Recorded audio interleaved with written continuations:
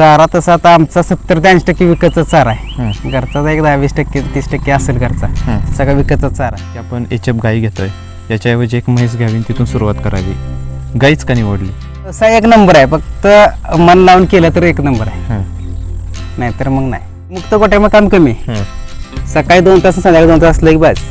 सुधारणा म्हणजे आता त्या गायांच्या जेव्हा मी माझी एक पिकअप गाडी घेतली.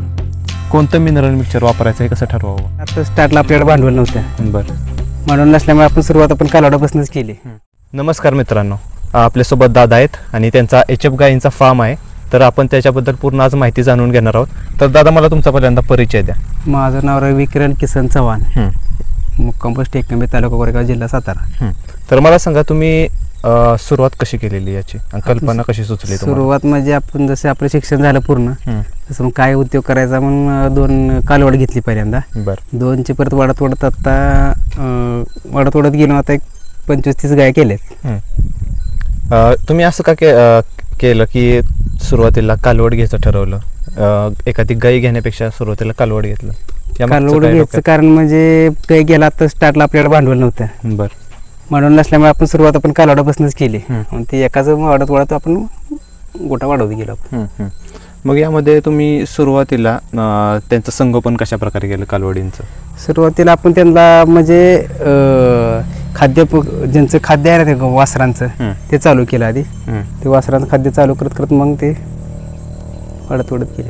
किती तुमचा दिवसांचा प्रवास झाला आतापर्यंत? एक्सपिरियन्स किती? आता ह्या क्षेत्रात मला वाटतं 10 वर्ष होऊन गेले असतील. त्या 10 वर्ष तुम्हाला काय काय अनुभवायला मिळाले या व्यवसायाबद्दल? अनुभव म्हणजे क्षेत्र गायांचं चांगलं आहे, कष्ट आहे थोडंसं, पण पैसे होतात. वैरणीचं हे जे आपण झालं की मग नियोजन होते चांगलं. मी बघतोय की तुम्ही मुक्त गोटा संकल्पना अंमलात आणलेली आहे. त्या मुक्त गोटे संकल्पनेबद्दल काय सांगाल? मुक्त गोट्याचा वैशिष्ट्य म्हणजे काय होते, जनावर पहिली गोष्ट आपल्याला पाणी पाजायला लागत नाही, जनावरांनी धुवायला लागत नाही. त्यामुळं मुक्त गोट्याचं काम कमी, म्हणजे कष्ट कमी. त्याच्यासाठी सोयी अजून काय काय करून ठेवलेलं आहे तुम्ही? काय नाही, आपलं त्यांना पाणी प्यायसाठी एक हौद बांधलाय, बरं, सेपरेट. त्यांचे ते येऊन पाणी पितात आणि मोकळे असल्यामुळे त्यांना पाहिजे जाऊन बसतात आपल्या पटांगणात. पावसाळ्यात वगैरे आपण बघतो मुक्त गोट्यामध्ये आपल्याला थोड्या अडचण येतात, म्हणजे बाहेर त्यांना सोडता येत नाही. मग त्यावेळेस कशी सोय केलेली आहे तुम्ही इथे? काय नाही, त्याला शेड मारलंय आपण, आणि ते शेड असं वाळत त्यात पाण्यामध्ये शिरत नाही. आणि गाय असते जेव्हा पाहिजे तेव्हा बाहेर जातात, आत येतात. पाऊस आला की चालू असतं रोज. एकूण किती जागे तुमचं हे नियोजन आहे पूर्ण? तसं आपलं हे 4 गुंठ्यात आहे आता. 4 गुंठ्यात आहे. त्यामध्ये शेड जे आहे ते शेडची तुम्ही रचना कशी केलेली आहे आणि लांबी रुंदी किती ठेवण्यात आली तिथे? लांबी रुंदी म्हणजे 20 बाय 10चं एक शेड मारले, 2 ठिकाणी 2-2 मारले शेड असे, जेणेकरून जनावरांनी आपल्या उभं राहायला जागा मिळावी. त्या एकूण त्या जागेत किती गायींचं संगोपन होऊ शकतं? तिथं आता माझ्या आता आहेत की 15-20 गाय आहेत आता. म्हणजे 15-20 जणांचं नियोजन होऊ शकतं तिथे. हे सगळं करताना तुम्ही असा का विचार केला नाही की आपण एचएफ गाई घेतोय, याच्याऐवजी एक म्हैस घ्यावी, तिथून सुरुवात करावी? गाईच का निवडली? गाय म्हणजे पहिल्यापासून आवडच आपल्या गायची, आणि मग म्हणजे म्हशीपेक्षा मला गाय बरे वाटते, म्हणून आपण गाय घेतली. गोट्यामध्ये आजार कोणते आलेत? आजार येऊन गेले, पण नाही काय अडचण आली, लंपे आलेली पण काय नाही आपल्या गायच. काही अडचणी आलेल्या? दररोजचं तुमचं चाऱ्याचं व्यवस्थापन कसं केलेलं आहे यासाठी, गुरांसाठी? चारा तसा आता आमचा 70 ते 80% विकतचा चारा आहे. घरचा एक 10-20% 30% असेल घरचा, सगळा विकतचा चारा आहे. विकतचा चारा काय काय आहे? काय मका, ऊस आणि घास आपलं. तर मला सांगा, विकतचा चारा तुमचा आहे, विकतच्या चारावर आपल्याला दूध व्यवसाय परवडतो का? कसा परवडतो? विकतचा चारा म्हणजे कसं आहे माहिती आहे का, एक आपल्याला 50% नाही पण 30 पैसे तर आपल्या पैसे राहतात, ह्या हिशोबाने चालायचं. कशा प्रकारे सगळं नियोजन केलेलं आहे तुम्ही त्याचं?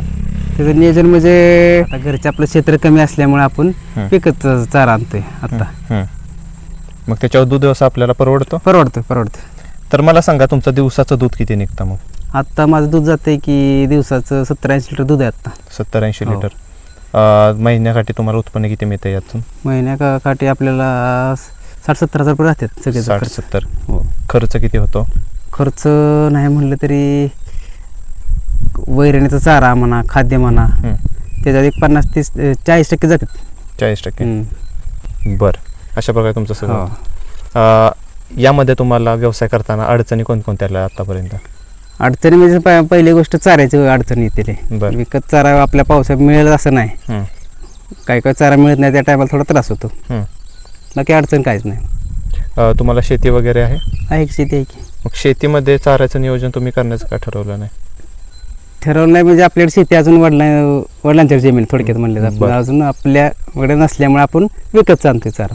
हं, हं, आणि क्षेत्र कमी असल्यामुळं हं. सगळं घरचं म्हणजे दोन्ही होत नाही ना ॲडजस्ट. हं, म्हणजे म्हणा उत्पन्न म्हणा गुरांचं खाद्य करायचं म्हणजे उत्पन्न सगळं आपलं थांबलंच हं, ऊसाचं याचं. हं. त्याच्यामुळे विकत चारा आहे.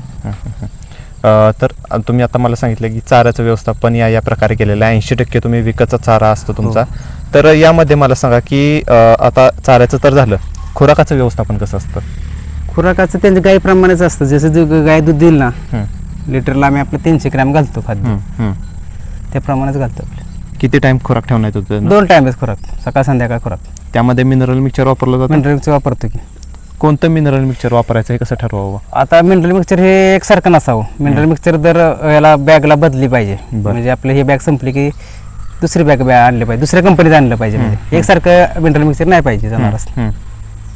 किती माप असतं तुमचं मिनरल मिक्सचरचं? थोडं रोज आपलं एक ह्याचं माप असतं 20-20 ग्रॅमचं ते टाकायचं. गोट्यामध्ये सगळ्यात जास्त दूध देणारी गाय घेते कोणते? आता आपल्याकडं एका टायमाला 12 लिटर पिणार हे येतात. हं, हं.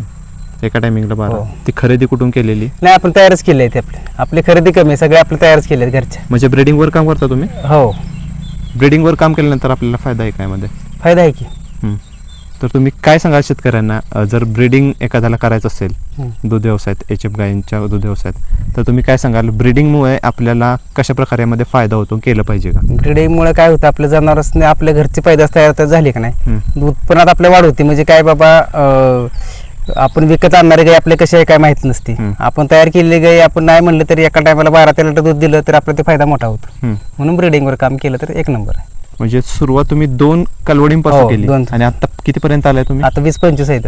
पुढे टार्गेट किती असणार आहे? टार्गेट मग 40 आहे, पण हाय पुढे बघूया आता कसं काय होते. बरं. आता आपण बघितलं की त्यांचं पूर्ण नियोजन बघितलं, त्यांचं वेस्टेज जे असतं त्याचं नियोजन कसं असतं तुमचं पुढचं? वेस्टेज म्हणजे खत, शेणखत? हा, शेणखत आता तुम्हाला सांगायचं म्हणजे शेणखत आपण आहे का नाही एक वर्ष आपण विकतो. बरं. त्या वैरण काय शेणखतापासून आपल्याला वैरण विकत घ्यायला लागते. मग आपण शेणखत निम्म आपलं विकतो, बाकीचं आपल्या घरी टाकतो. काय बाकीचं घरी टाकतो. यामुळे या दूध व्यवसायामुळे किती फायदा झाला तुमच्या परिस्थितीत? चांगला फायदा झाला. काय काय सुधारणा झाली? सुधारणा म्हणजे आता त्या गायांची जेव्हा मी माझी एक पिकअप गाडी घेतली गायांची जेव्हा, आणि आपल्या गोट्याचं काम म्हणजे जेवढं गोटा मी उभा केला ते माझ्या गायांची जेव्हाच केलाय मी उभा. काय सांगाल या व्यवसायाबद्दल? कारण की इतर व्यवसाय आणि ह्या व्यवसाय काय व्यवसाय एक नंबर आहे, फक्त मन लावून केलं तर एक नंबर आहे, नाहीतर मग नाही. तुम्ही आज इकडे फिरायचं आल तिकडे फिरायचा उपयोग नाही. तुम्ही रोजच्या रोज आपल्याला ते गोट्यात नियोजन पाहिजे. दररोज आपल्याला थांबायला लागतं इथे? थांबायला पाहिजेच, त्याशिवाय मग काय व्यवसाय. दिवसात किती टाइम तुम्हाला काम करायला लागतं इथे? तसं काम कमी आहे, मुक्त गोट्यामध्ये काम कमी आहे. सकाळी 2 तास संध्याकाळी 2 तास असलं की बस काम झालं दिवसात मुक्त गोट्यात. त्यांना धुणं नाही, पाणी पाजायचं नाही, फक्त चारा टाकायचा आणि दाराकडे संपलं. सुरुवातीला तुमचं शेड कसलं होतं? शेड एकदम साधं होतं आपलं, म्हणजे साधं म्हणजे सप्रास शेड होतं. त्याचं मग असं वाढत गेलं.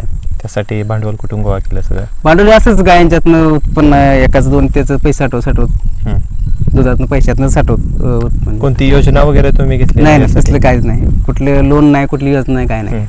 सगळं काय असेल ते यांच्या जेव्हा. स्वप्न काय आता तुमचं यामध्ये? स्वप्न म्हणजे आता काय डोक्यात होतं 100 गायचं, पण होईल तसं आपलं 40 एक गायचं डोक्यात आहे टार्गेट. शेवटला काय सांगाल की जर तुम्ही आता हा व्यवसाय करत नसता तर आता काय करत असता? आता मग काय कुठेतरी कंपनी बिपनीत कामाला गेलो असतो, तेवढंच. दुसरं काय करणार आहे दुसरं? म्हणजे या व्यवसायानं तुमचं पूर्ण जीवन बदललं आणि तुम्ही त्याच्या जीवावर गाडी पण घेतली. हो, गाडी घेतली. चालेल, खूप खूप धन्यवाद. दादाने आपल्याला सुंदररित्या माहिती सांगितली दूध व्यवसायाबद्दल आणि त्यांच्या HF गायींचा फार्म जो आहे तो आपण बघितला. दादा खूप खूप आभार आहे तुम्ही आम्हाला एवढी सगळी माहिती दिल्याबद्दल. धन्यवाद.